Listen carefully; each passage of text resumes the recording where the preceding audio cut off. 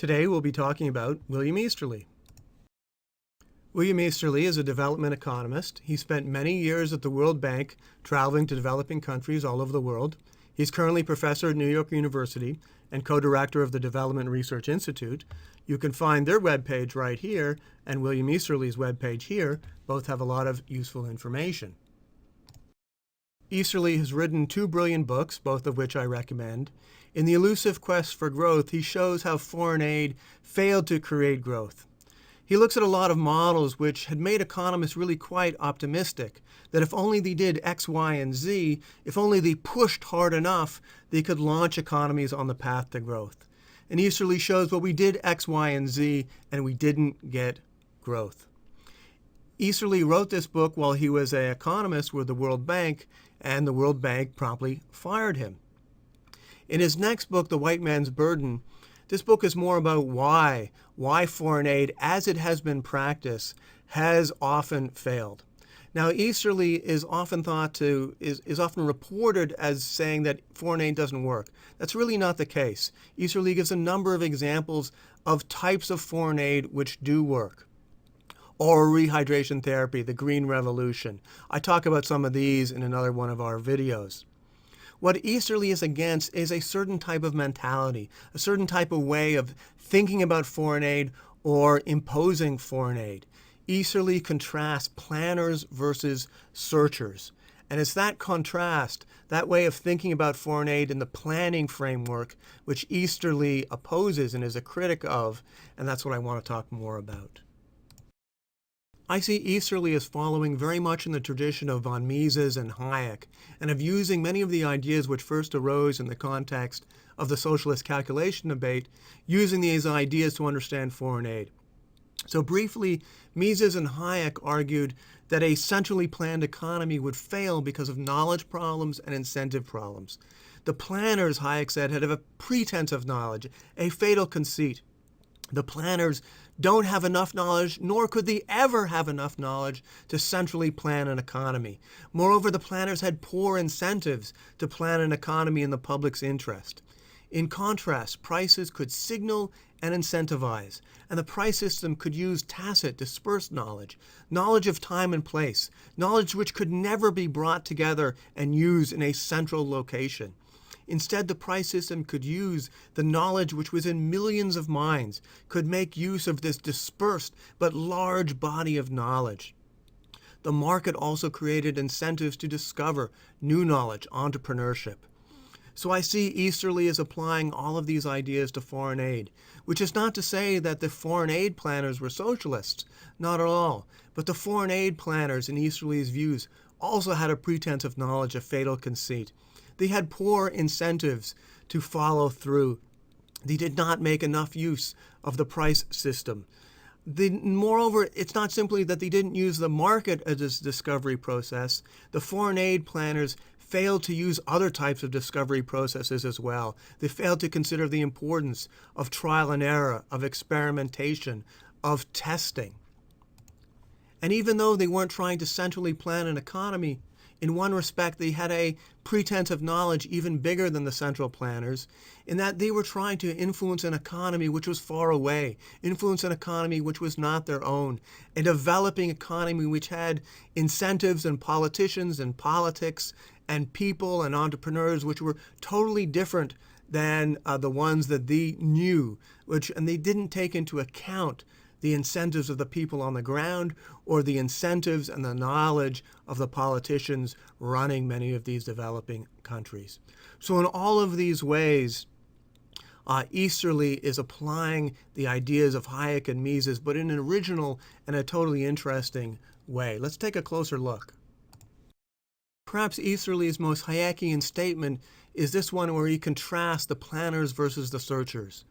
The planners announce good intentions, but don't motivate anyone to carry them out, unlike the price system. Searchers find things that work and get some reward. Planners determine what to supply. Searchers find out what is in demand. Planners apply global blueprints. Searchers adapt to local conditions, at local knowledge. Planners at the top lack knowledge of the bottom, lacking knowledge. Searchers find out what the reality is at the bottom. Planners never hear whether the plan got what it needed.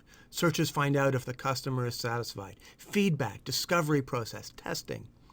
A planner thinks he already knows the answers. He thinks of poverty as a technical engineering problem that his answers will solve.